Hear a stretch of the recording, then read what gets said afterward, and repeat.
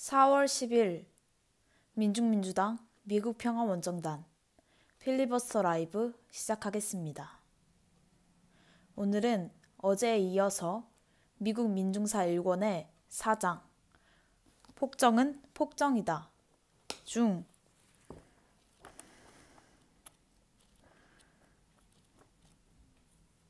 124페이지부터 함께 읽도록 하겠습니다. 토지 폭도들은 자신들의 싸움을 부자에 대항한 빈자의 싸움으로 보았다. 1766년 뉴욕에서 반란 지도자의 재판에 출석한 한 증인은 지주에게 내쫓긴 농민은 정당한 권리를 가지고 있으나 그들은 가난하고 가난한 사람들은 의뢰 부자들의 억압을 받기 때문에 법의 심판 과정에서 보호받을 수 없다고 말했다. 버몬트에서 이선 앨런의 그린 마운틴 반란자들은 자신들을 황폐한 지역에 정착하는 데 지친 가난한 사람들이라고 묘사했으며 자신들의 적에 대해서는 장신구, 의례적인 인사말, 프랑스식 기교를 갖춘 변호사를 비롯한 신사들이라고 서술했다. 땅에 굶주린 허드슨강 유역 농민들은 아메리카의 지주들에 대항하기 위해 영국의 지지를 호소했다.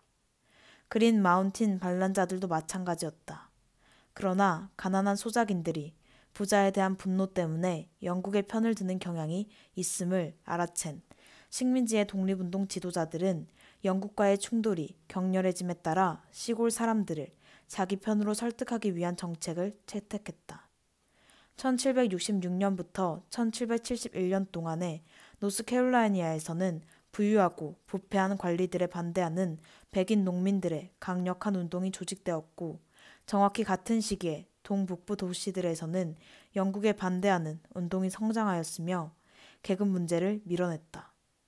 노스캐롤라이나의 운동은 감시단원 운동이라 불렸는데 이 운동에 관한 전문가인 마빈 엘 마이클 케이의 말에 따르면 감시단원 운동은 각각의 군에서 지방 정부를 민주화하고자 노력하는 서부의 계급적으로 각성된 백인 농민들로 구성됐다. 감시단원들은 자신들을 가난하지만 근면한 농부, 노동자, 비참한 빈민, 부유하고 강력하며 뱃속이 검은 괴물들에 의해 억압받는 자들이라고 불렀다.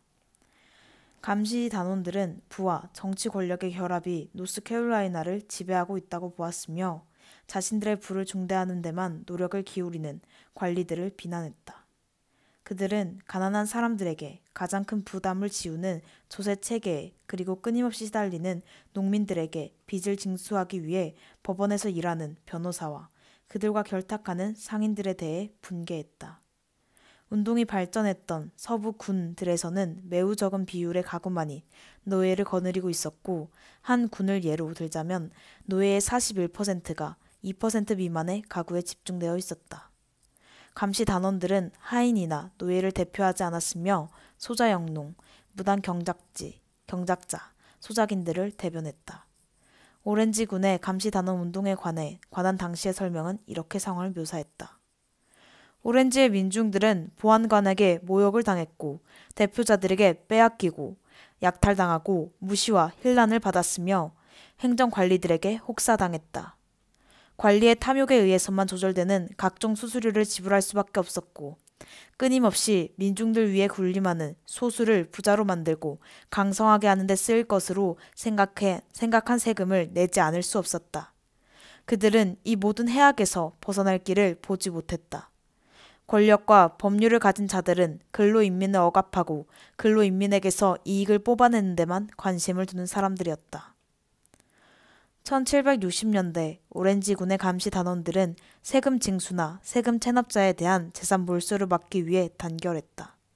관리들은 오렌지군에서 위험한 반란이 발생했다고 말하면서 진압을 위한 군사 계획을 세웠다. 한 번은 무장농민 700명이 체포된 감시단원 지도자 2명을 석방하게 만들기도 했다. 1768년 감시단원들은 부자나 권력자들과 분쟁할 때 빈자와 약자가 불평등한 기회를 가질 수밖에 없다고 언급하면서 정부에 불만을 하소연했다. 앤슨 군에서는 한 지방 민병대 대장이 현재 이 군을 괴롭히는 미중의의 소요, 폭동, 동요에 불만을 토로했다. 한때 100명이 군 재판소의 재판 진행을 방해하기도 했다. 그들은 또한 우리 의회의 다수는 법률가, 목사 및 그들과 연관된 자들로 구성되어 있다고 주장하면서 농민을 의원으로 선출하려 했다. 1770년 노스캐롤라이나의 힐즈버로에서는 대규모 폭동이 일어나 법원을 뒤엎고 판사를 도망가게 만들었으며 3명의 변호사와 2명의 사형인을 구타하고 상점을 약탈했다. 이런 모든 결과로 의회는 얼마간 미온적인 개혁 입법을 통과시켰으나 동시에 폭동과 소유를 금지하는 법을 제정했으며 총독은 무력으로 진압할 준비를 했다. 1771년 5월에는 결정적인 전투가 벌어져 수천 명의 감시 단원들이 대포를 사용하는 잘 훈련된 군대에 짓밟히고 말았다. 감시 단원 6명이 교수형에 처해졌다. 케이는 감시 단원 운동이 집중됐던 오렌지, 앤슨, 루온의 세 군에서 세금을 내는 약 8,000명의 백인 가운데 6,000에서 7,000명이 운동을 지지했다고 말하고 있다. 이스라엘 충돌이 낳은 한 가지 결과는 감시 단원 운동이 벌어졌던 군에서는 소수의 사람들만이 혁명 전쟁에 애국파로 참여한 것처럼 보인다는 사실이다. 대부분의 사람들은 중립을 지켰다. 미국 혁명 운동으로서는 다행스럽게도 중요한 전투는 대부분 북부에서 벌어졌으며 이곳 도시들에서 식민지 지도자들 아래에 백인 주민들은 분열되어 있었다. 지도자들은 숙련기능공을 설득해 자기 편으로 만들 수 있었는데 숙련기능공들은 일종의 중간 계급으로 영국 제조업자들과 경쟁을 벌이고 있었으므로 영국에 대항한 싸움에 이해관계가 있었다. 가장 큰 문제는 대프랑스 전쟁에 이은 위기에서 일자리를 잃고 굶주리고 있던 가난한 대중을 통제하는 것이었다. 보스턴에서는 최하층 계급의 경제적 불만이 영국에 대한 분노와 뒤섞여 군중 폭력으로 폭발했다. 독립운동의 지도자들은 영국에 대항하는 이런 군중의 에너지를 이용하려 하면서도 군중이 자신들에게 너무 많은 것을 요구하지 않도록 에너지를 억누르고자 했다. 1767년 인지세법에 반대하는 폭동이 보스턴을 휩쓸자 북아메리카의 영국군 사령관 토머스 게이지 장군은 이렇게 분석했다. 처음에는 많은 지도자급 주민들에게 선동되고 약탈에 미혹되어 움직였던 보스턴의 폭도들은 곧 자발적으로 들고 일어나 부총독의 저택을 비롯한 몇 채의 가옥을 습격, 약탈, 파괴했다. 뒤이어 사람들은 자신들이 일으킨 기백에 놀라고 대중의 분노를 인도할 수 없음을 깨닫기 시작했으며 각 개인들은 자기가 다음 약탈의 희생물이 되지 않을까 두려워했다. 똑같은 두려움이 다른 지역으로 퍼져나갔으며 그 후 민중의 폭도를 막는 데에는 그 전에는 그들을 자극하기 위해 기울였던 만큼이나 많은 노력이 필요했다. 게이지의 언급은 인지세법에 반대하는 운동의 지도자들이 군중 행동을 선동했지만 곧 그것이 다시 자신들의 재산으로 행동 방향에 돌려질지도 모른다는 생각에 벼랑간 두려워졌음을 암시하고 있다. 당시 보스턴 납세자들의 상위 10%가 납세 대상 재산의 약 66%를 차지하고 있었던 반면 하위 30%는 납세 대상 재산을 전혀 소유하지 못하고 있었다. 재산이 없는 사람들은 투표할 수 없었고 따라서 은민회의에 참여할 수 없었다. 선원, 직인, 도제, 하인 등도 여기에 포함됐다. 혁명기 보스턴의 군중 행동에 대한 연구자인 더크 호워더는 혁명 지도부를 대영 제국에 반대하는 행동을 고무시키기를 원하면서도 식민지 내에서는 군중들에 대한 통제를 유지하느라 애태우고 있었던 중간 계층과 유복한 상인들로 이루어진 자유의 아들들 같은 우유부단한 지도자들이라고 지칭했다. 이런 지도자들이 자신이 처한 딜레마를 알게 된 계기는 인지세법 위기였다. 로열 나인이라 불린 보스턴의 정치 집단은 1765년 8월 인지세법에 항의하는 행진을 조직했다. 그들은 50명의 마스터를 선두에 세웠으나 노스엔드 선박 노동자들과 사우스엔드 숙련기능공 및 도제들을 동원해야 했다. 2,000에서 3,000명이 행진에 참가했다. 흑인은 배제됐다. 행진 대열은 인지 담당관의 집 앞으로 가서 그의 인형을 불태웠다. 그러나 시위를 조직했던 신사들이 떠난 뒤 군중들은 더욱 격해져서 인지 담당관의 재산 일부를 파괴했다. 로열 나인 중 한 사람이 말했듯이 이들은 놀라울 정도로 흥분된 민중들이었다. 로열 나이는 인지 담당관의 화려한 가구를 민중들이 직접 습격하는 것을 보고 크게 놀랐던 것 같다. 부자들은 무장 순찰대를 창설했다. 이제 은민회의가 소집됐고 시위를 계획했던 바로 그 지도자들이 폭력 사태를 비난하면서 군중들의 행동을 부인했다. 인지세법이 발효되던 날인 1765년 11월 1일과 교황의 날인 11월 5일에는 더 많은 시위가 계획되자 폭동 지도자들을 설득하기 위한 만찬이 베풀어졌다. 그리고 압도적인 저항 때문에 인지세법이 철회되자 보수파 지도자들은 폭도들과 관계를 끊었다. 호어더에 따르면 보수파 지도자들은 인지세법 반대 12.1주년 기념식을 개최했을 때도 폭도들이 아니라 주로 상류 및 중간계급 보스턴 사람들을 초대했으며 그들은 화려한 연회를 위해 록스버리나 도체스터까지 사륜마차와 대형 마차를 타고 갔다. 영국 의회가 이번에는 큰 반대가 일어나지 않기를 바라면서 일련의 세금을 식민지에 부과하기 위한 새로운 시도를 취하려 하자 식민지 지도자들은 불매운동을 조직했다. 그러나 그들은 폭도가 되거나 소요를 일으켜서는 안 되며 가장 징후스러운 적들이나 그 재산에 대해서도 안전하게 놓아둬야 한다고 강조했다. 세뮤얼 애덤스는 어떤 폭도, 어떤 혼란, 어떤 소요도 있어서는 안 된다고 충고했다. 그리고 제임스 오티스는 아무리 억압적이라 하더라도 평민들의 소유와 무질서를 정당화할 만한 상황은 생각할 수 없다고 말했다. 영국의 징용과 군대 수경은 선원을 비롯한 노동 대중에게 직접적인 피해를 주었다. 1768년 이후 2,000명의 군인 숙소가 보스턴에 할당됐고 군중과 병사들 간의 알력이 커갔다. 일자리가 부족한 상황에서 병사들이 노동 대중의 일자리까지 차지하기 시작했다. 숙련 기능군과 소매 상인들은 식민지인들의 영국 상품에 대한 불매운동 때문에 일자리나 사업 기회를 잃어버렸다. 1769년 보스턴에서는 교역과 상업이 줄어들면서 나날이 그 수가 늘고 궁핍 폐지는 빈민들을 고용할 적절한 방법을 모색하기 위한 위원회가 설치됐다. 1770년 3월 5일 영국군 병사들이 일자리를 빼앗아 간 데 대해 밧줄 제조공들이 불만을 품게 되어 결국 싸움이 벌어졌다. 군중들이 세관 앞에 모여 병사들을 자극하자 병사들이 발포해 흑백 혼혈 노동자 크리스퍼스 애턱스를 비롯한 몇 명이 죽었다. 훗날 보스턴 학살이라 불리게 된 사건이었다. 영국에 대항하는 감정이 급격히 고조됐다. 영국군 6명이 무죄 방면되자 분노가 폭발했다. 2명은 엄지손가락을 인두로 지지는 처벌을 받고 군대에서 쫓겨났다.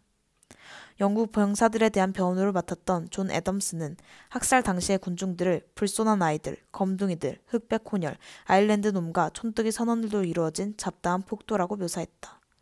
16,000명의 보스턴 사람들 중 1만 명이 학살 희생자들의 장례 행렬에 참가했다. 이에 영국은 보스턴에서 군대를 철수하고 사태를 진정시키려고 애썼다. 보스턴 학살의 배경에는 징용이 자리 잡고 있었다. 1760년 내내 뉴욕과 로드 아일랜드의 뉴포트에서는 징용에 반대하는 폭동이 벌어졌는데 뉴포트에서는 영국의 징용이 있은 지 5주 뒤에 500명의 선원, 소년, 흑인들이 폭동을 일으켰다. 보스턴 학살이 있기 6주 전에 뉴욕에서도 일자리를 차지한 병사들에 대항한 선원들의 싸움이 벌어져 선원 1명이 사망했다. 더크 호어더에 따르면 1773년 12월에 일어난 보스턴 차 사건에서는 영국에 반대하는 행동을 조직하기 1년 전에 결성된 보스턴 교신위원회가 처음부터 차조례에 반대하는 군중 행동을 통제했다. 보스턴 차 사건으로 영국 의회는 탄압법을 제정, 매사추세츠에서 사실상 계엄령을 실시하면서 식민지 정부를 해체하고 보스턴 항구를 폐쇄했으며 군대를 파견했다. 그럼에도 여기에 반대하는 은민회의와 대중집회가 열렸다. 영국이 한 밀가루를 상점을 압류하자 보스턴 전역에서 4,000명의 남자들이 부유한 관리들의 화려한 저택이 있는 케임브리지로 몰려들었다. 군중의 압력을 받은 관리들은 사임할 수밖에 없었다. 보스턴을 비롯한 여러 도시의 교신위원회들은 이 집회를 환영했으나 사유재산은 파괴하지 말라고 경고했다.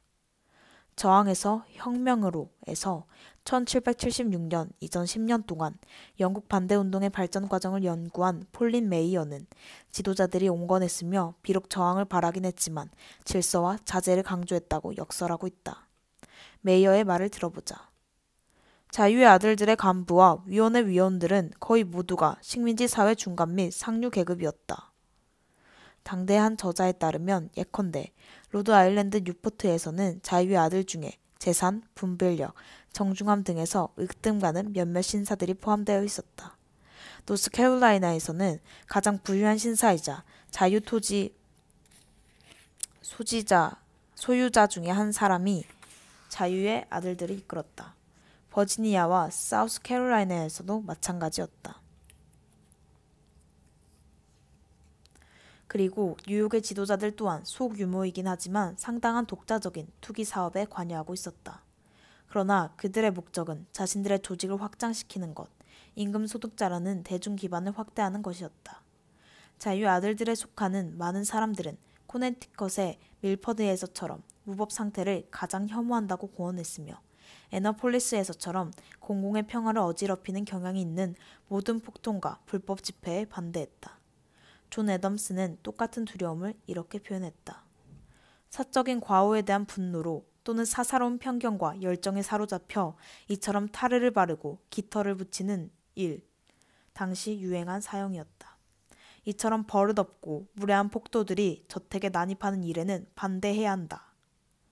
버지니아의 교양 있는 젠틀리들은 하층 계급을 설득해 혁명의 대의에 가담시키고 그들의 분노를 영국 쪽으로 돌리기 위해 무언가를 해야 한다는 사실을 분명히 알고 있던 듯한다.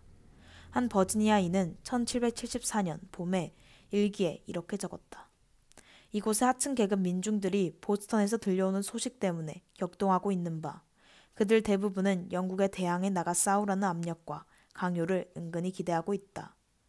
인지세법이 제정될 무렵 한 버지니아 연설가는 빈민들에게 충고했다. 신사들 역시 당신들처럼 가장 비천하고 가난한 사람들과 똑같은 물질로 만들어지지 않았습니까? 우리를 나누려는 가르침에 귀를 기울이지 말고 형제처럼 손에 손을 잡고 나갑시다. 그것은 패트릭 헨리의 수사학적 재능이 눈부시게 들어맞은 문제였다. 라이즈 아이작이 말하듯이 헨리는 젠틀리층의 세계에 확고하게 소속되어 있었지만 버지니아의 가난한 백인들이 충분히 이해할 수 있는 언어로 연설을 했다. 헨리의 동료인 버지니아인 에드먼드 랜덜프는 그의 스타일이 단순하고 경솔하기까지 하다고 회상했다. 말을 잠시 멈추는 경우에는 그 사이가 너무 길어 때로 사람들이 주의를 돌려버릴까 염려스럽기도 했으나 기대감을 불러일으킴으로써 더욱 많은 주의를 끌었다. 패트릭 헨리가 버지니아에서 한 연설은 상층 및 하층 계급 간의 계급적 긴장을 완화시키고 영국에 대항하는 결속을 형성하기 위한 방법을 제시했다. 그 방법이란 불만 사항을 나열함에 있어 사람들에게 영국에 대한 분노를 갖게 만들기에 충분할 만큼 구체적이고 반란자들 사이에 계급적 충돌을 피할 수 있기에 충분할 만큼 모호하며 저항운동에 대한 애국적 정서를 구축하기에 충분할 만큼 감동적으로 모든 계급을 고무하는 언어를 찾아내는 것이었다. 1776년 초에 처음 출판되어 아메리카 식민지에서 가장 인기를 모은 소책자인 톰 페인의 상식이 바로 이런 일을 했다. 상식은 그런대로 글을 읽을 줄 아는 사람이라면 이해할 수 있는 언어로 작성된 최초로 대담하게 독립을 주장한 책이었다. 사회는 어떤 상태에 있어서나 하나의 축복이지만 정부는 최선의 상태에 있어서도 하나의 필요하게 불과하다. 페이는 정보가 윌리엄이 프랑스에서 건너와 영국 왕위에 오른 1066년의 노르만 정복 때까지 거슬러 올라가 영국 군주제의 역사를 신랄하게 비판하면서 왕권 신수설의 이념을 폭로했다. 무장 강도들을 데리고 상륙해 본토인의 의사와는 무관하게 영국 왕을 자처한 일개 프랑스인의 서자는 그 근본이 솔직히 말해서 아주 미천하고 흉악스러운 것이다. 그 속에 신성이란 전혀 없다. 페이는 영국에 집착할 경우, 분리할 경우 각각에 대한 실질적인 이점을 분석했다. 그는 경제의 중요성을 알고 있었다. 나는 이 대륙에 대영 제국과 연결됨으로써 거둘 수 있는 이점을 한 가지만이라도 내보이려는 열렬한 화해 주장자에 반대한다. 나는 반대를 되풀이하거니와 여기에서는 아무런 이점도 나올 수 없다. 우리의 곡물은 유럽의 어느 시장에서나 제값을 부를 수 있을 것이며 또 어디에서 사더라도 우리가 수입하는 물품의 대가는 지불해야만 하는 것이다. 영국과 연결되는 것에서 오는 부정적인 효과에 관해 페이는 영국이 아메리카를 끌어들여 치렀던 전쟁, 값비싼 생명과 돈을 희생시켰던 모든 전쟁에 관한 식민지인들의 기억에 호소했다. 그러나 그런 연결로 말미암아 우리가 받는 침해나 불이익은 무수하다. 대영 제국에 대한 어떤 복종이나 의존도 이 대륙을 곡장, 유럽의 전쟁과 분교 속에 말려 들어가게 하고 분쟁에 참여하지 않으면 우리의 우방이 될 수 있는 나라들과 사이가 쉽게 틀어지기 때문이다. 페이는 서서히 감정을 고조시켰다. 정당하고 자연스러운 모든 사리가 분리를 지지하고 있다. 살해된 자의 피와 인간 본성에 흐느끼는 목소리가 지금이야말로 갈라설 때다 라고 외치고 있다. 1776년의 상식은 25판이나 거듭되어 수십만 부가 팔려나갔다. 아마 글을 읽을 수 있는 거의 모든 식민지인이 상식을 읽었거나 그 내용을 알고 있을 것이다. 이 무렵의 소책자 저술은 영국과의 관계를 둘러싼 논쟁의 주된 장이었다. 1750년부터 1776년까지 인지세법, 보스턴 학살, 보스턴 차사건 또는 법률 불복종에 둘러싼 전반적인 문제, 정부에 대한 충성, 권리와 의무 등에 관해 400여 종의 소책자가 출간되어 논쟁을 주도했다. 페인의 소책자는 영국의 격분한 식민지인들의 광범위한 여론에 호소했다. 그러나 이 소책자는 애국파의 대의는 가졌으나 민주적 방향으로 지나치게 전진되지 않기를 바라는 존 애덤스와 같은 귀족들을 전율하게 만들었다. 페인은 이른바 상원과 하원의 균형된 정부라는 것은 기만책이라고 비난하면서 인민을 대표할 수 있는 단 하나의 대의체를 요구했다.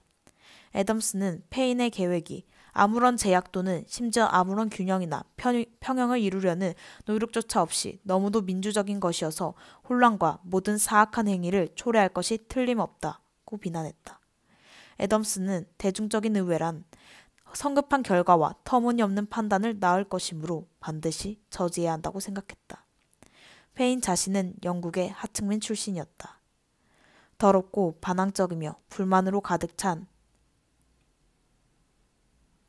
있었다. 단도직입적으로 이야기하자면 페인은 정치적으로 의식화된 하층 계급 민중을 대표할 수 있었다. 그러나 페인의 가장 큰 관심사는 중간 집단을 대변하는 것이었던 듯하다. 커다란 부뿐만 아니라 극도의 빈곤도 있으니 한 사람이 가진 지식의 범위만을 맴돔으로써 보편적인 지식을 얻을 기회는 줄어든다. 일단 혁명이 진행되자 페인은 하층 계급 민중들의 군중 행동에 찬성하지는 않는다는 입장을 점점 더 분명히 했다.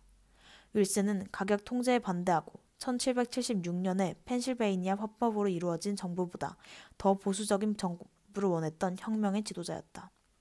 페인은 펜실베니아에서 가장 부유한 사람인 로버트 모리스의 동료가 됐고 모리스가 창설한 노스 아메리카 은행의 후원자가 되기도 했다. 훗날 페인은 헌법 채택을 둘러싼 논쟁 기간 동안 다시 한번 강력한 중앙정부를 선호하는 도시 장인들을 대표하게 됐다. 페인은 그런 정부가 어느 정도 큰 공동의 이해를 대표할 수 있다고 믿고 있는 듯했다. 이런 점에서 그는 혁명의 신화에 완벽하게 들어맞았다.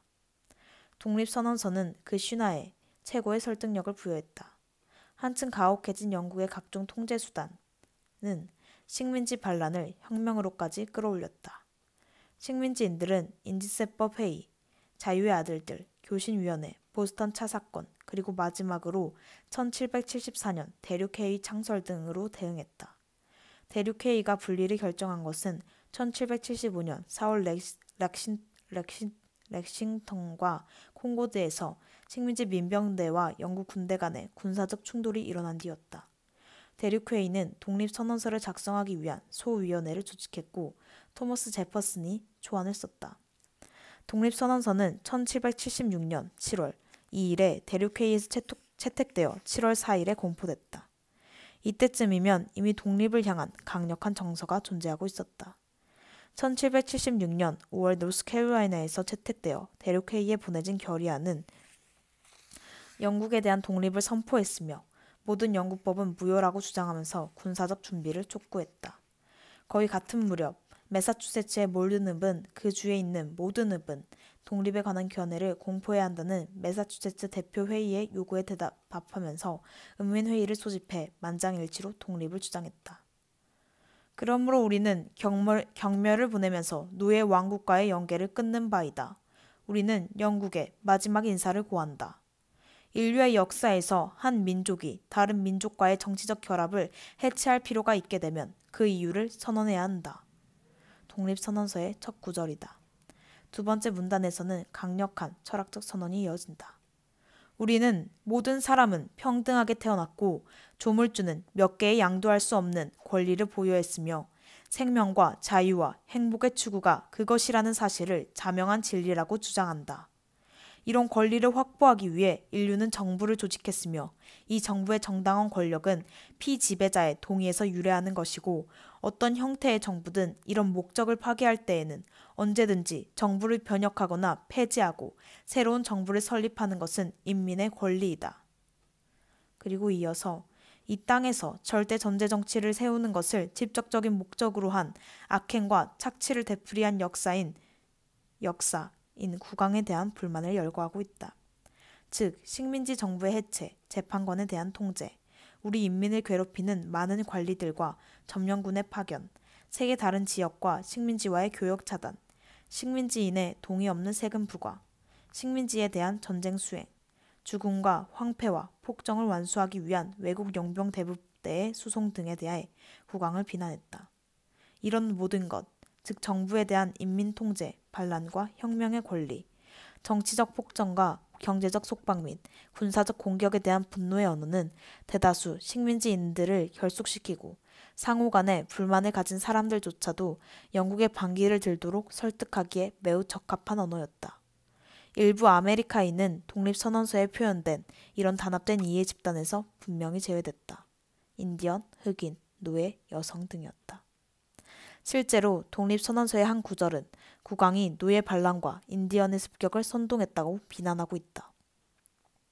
국왕은 우리들 사이에 내란을 선동했고 변경의 주민에 대해서는 연령, 남녀, 신분의 차이를 막론하고 무차별로 살해하는 것을 전쟁의 규칙으로 하는 무자비한 인디언을 자기 편으로 만들려고 했다. 독립선언이 발표되기 20년 전인 1755년 11월 3일 매사추세츠 의회의 포고령은 피놉스코트족 인디언을 반란자이자 적, 반역자라고 선언했으며 인디언 남자의 머리 가죽을 가져오면 40파운드, 인디언 여자나 12세 이하의 인디언 남자의 머리 가죽에 대해서는 20파운드의 보상금을 규정했다. 토머스 제퍼슨은 독립선언서 초안에서 국왕이 아프리카에서 식민지로 노예를 실어오고 있으며 이런 저주스러운 상행위를 금지하거나 억제하려는 모든 입법 시도를 억압하고 있다고 비난하는 구절을 썼다. 이것은 노예제와 노예 무역에 대한 도덕적 분노를 표현하는 듯했다. 그 이면에서는 식민지의 흑인 노예 수가 점점 늘어나고 이에 따른 노예 반란의 위협이 커지는 것에 대한 버지니아인을 비롯한 일부 남부인들의 두려움이 확대되고 있었다. 노예 소유주들이 노예 무역을 종식시키는 것이 바람직하다는 데 동의하지 않았으므로 제퍼슨의 구절은 대륙회의에 의해 삭제됐다. 결국 흑인 노예에 대한 그런 제스처조차도 미국 혁명의 위대한 자유선언에서 삭제되고 말았다. 모든 사람은 평등하게 태어났다는 말을 쓴 것은 아마도 여성에 관해 언급하려는 의도적인 시도는 아니었을 것이다. 여성은 그 속에 포함될 가치조차도 없는 존재로 생각됐다. 여성은 정치적으로 보이지 않는 존재였다. 현실적 필요성에 따라 여성이 집이나 농장, 산파 같은 직업에서 일정한 권위를 부여받기는 했지만 정치적 권리에 대한 고려라든가 식민적 평등의 개념에서는 그저 관가될 뿐이었다. 독립선언서의 언어 그 자체에서도 생명, 자유 및 행복을 백인 남성에게만 국한시킨다고 말하는 것이 독립선언서의 작성자와 서명자들을 18세기의 특권층 남성들에게 기대되는 사고를 가졌다고 비난하는 것은 아니다. 역사를 불만스럽게 바라보는 개혁론자와 급진론자들은 종종 지나간 정치적 시대로부터 너무 많은 것을 기대한다고 비난을 받곤 한다. 또 때로는 실제 그러기도 했다. 그러나 독립선언서에서 인권의 범주를 벗어나는 주장들을 지적하는 것은 몇 세기가 지난 지금 무의미하게 그 당시에 대해 불가능한 도덕적 책임을 부과하려는 의도에서가 아니다. 독립선언서가 일부 아메리카인 집단은 동원하고 다른 사람들은 무시하기 위해 작동한 방식을 이해하고자 노력하려는 것이다.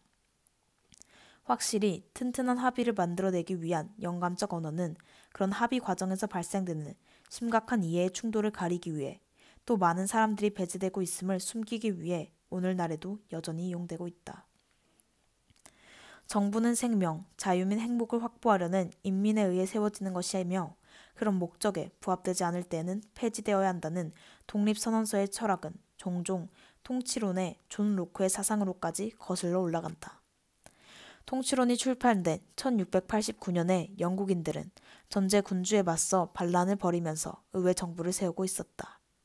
로크의 통치론과 마찬가지로 독립선언서는 정부와 정치적 권리에 관해서는 언급하고 있으나 현존하는 재산상의 불평등에는 눈을 감았다.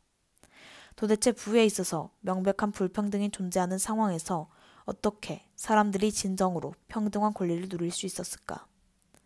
로크 자신은 비단 무역과 노예무역에 대한 투자, 대부나 저당으로 수입을 얻는 부자였다. 자유민주주의의 고전적 주장인 통치론을 저술한 몇 년 뒤 로크는 잉글랜드 은행의 제1차 주식 발행에 막대한 투자를 했다. 캐롤라이나에 고문을 지낼 때는 부유한 지주 귀족들이 운영하는 노예 소유주의 정부를 제안하기도 했다. 인민의 정부에 대한 로크의 주장은 국내 및 해외에서의 상업 자본주의의 자유로운 발전을 위해 영국에서의 혁명을 옹호했다. 로크 자신은 가난한 어린이들의 노동이 보통 12세나 14세가 될 때까지는 사회에서 인정받지 못한다는 사실을 유감스럽게 생각했으며 구호 대상 가정의 3세 이상의 어린이는 모두 어려서부터 노동에 단련되도록 노동학교에 보내야 한다고 주장했다. 17세기 영국의 혁명은 대의 정부를 가져왔으며 민주주의에 관한 논의를 열어줬다. 그러나 영국 역사가 크리스토퍼 힐이 청교도 혁명에서 쓰고 있듯이 의회 지상권 및 법에 따른 지배의 확립은 의심의 여지 없이 주로 재산가들에게 이루어온 것이었다.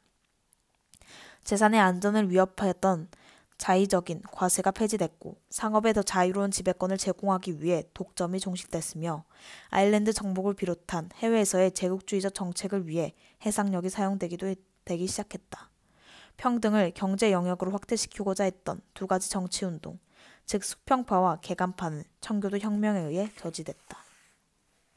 우리는 로크가 지지했던 청교도 혁명에 뒤이은 영국의 계급 분할과 충돌에서 대의 정부에 관한 로크의 훌륭한 구절들이 갖는 실체를 살펴볼 수 있다. 아메리카의 정세가 점차 긴장되고 있었던 1768년에 영국은 빵값 상승과 비참한 임금으로 인한 폭동과 파업으로 골머리를 앓고 있었다. 영감은 1768년 봄과 여름의 사태를 자세하게 살폈다. 불행히도 최하층 민중 사이에서 전반적인 불만이 널리 퍼졌다. 이런 성급함은 부분적으로 식료품 가격의 상승에 기인한 것이고 또 부분적으로는 다른 이유 때문에 발생한 것인데 빈번한 소유와 폭동 해이로 나타났기 때문에 결국에는 가장 우울한 결과를 낳게 됐다. 영국의 한 하원 의원은 로크의 인민 주권론의 핵심에 잡고 있는 인민을 이렇게 정의했다. 이것은 군중을 의미하진 않는다. 이것은 영국의 중간 계층, 즉 제조업자, 자작농, 상인, 농촌 지주를 의미한다. 아메리카에서도 역시 독립선언서의 구절 이면에 놓인 현실은 성장하는 유력한 인사들의 부류가 150년간의 식민지 역사를 거치면서 발전해온 부와 권력의 관계를 그다지 흐트리지 않은 채 영국을 물리치기에 충분할 정도의 아메리카인들을 자신들의 편으로 끌어들일 필요가 있다는 사실이었다. 실제로 독립선언서에 서명한 사람의 69%가 영국 치하에서 식민지 관리를 지낸 적이 있었다. 보스턴 읍 사무소의 발코니에서 독립선언서의 현란한 급진적 언어가 발표됐을 당시 그것을 낭독한 사람은 로열 나인의 구성원으로 영국에 대한 군사행동에 반대해온 보수파인 토머스 크래프트였다. 나흘 뒤 보스턴 교신위원회는 군의 징병을 위해 광장에 나오라고 은민들에게 통고했다. 결국 나중에 드러난 일이지만 부자들은 돈을 주고 대리인을 사서 징병을 피할 수 있었으나 가난한 사람들은 군에서 복무해야 했다. 이로 인해 폭동이 일어났고 고함소리가 터져나왔다. 어떤 놈이 하든 폭정은 폭정이다. 네, 여기까지가 4월 10일 민중민주당 미국평화원정단의 필리버스터 라이브 함께 하고 있는데 사장 폭정은 폭정이다 였습니다. 네, 어제 그리고 오늘까지 사장의 내용을 함께 살펴봤는데요. 영국으로부터 아메리카가 독립하는 과정에 대해서 살펴보았고, 하지만 그때 발표된 독립선언서, 실제로 독립이 모든 민중의 독립을 의미하는 것은 아니었다라는 것까지도 함께 알아봤습니다. 마지막 구절에 어떤 놈이 하든 폭정은 폭정이다 라고 터쳐나온 민중들의 분노로 이 한 장을 다 설명할 수 있을 것 같습니다. 여전히 그 폭정이 계속되고 있지는 않을까. 네, 계속되고 있는 것 같습니다. 여전히 민중 정권이라는 말은 지금 자본주의 사회의 정권과는 전혀 어울리지 않죠. 하지만 점차 역사는 진보해 오고 그 진보의 역사에는 민중들의 투쟁이 있다라는 그 사실을 우리는 계속해서 확신하고 있습니다. 그리고 그 날이 얼마 남지 않았다라는 것도 확신하고 있습니다. 네. 그러면 내일부터는 5장 일종의 혁명 부분부터 함께 살펴보도록 하겠습니다. 이상으로 4월 10일 민중민주당 미국평화원정단 필리버스터 라이브 마치겠습니다.